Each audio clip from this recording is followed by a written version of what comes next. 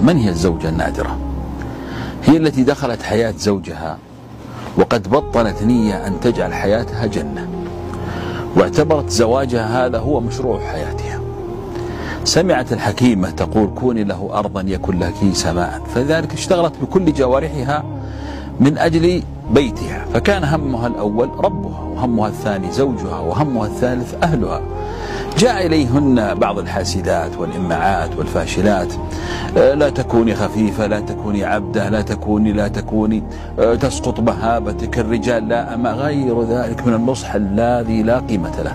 تركتهن وذهبت إلى اللاتي بنين بيوتهن بالحب، فسمعت لهن، فتعلمت كيف تجعل زوجها لا يرى إلا جميلا، لا يشم إلا طيبا، بطنه لا يبات طاويا. تعلمت كيف تجعل قليله كثير، تعلمت كيف تصنع الابتسامة في أقل ترفيه، تعلمت كيف تحصي أو تحمي بيتها من كل خوان خداع، فجعلت زوجها هو حامي الديار من خارجها، وهي حامية الديار من داخلها.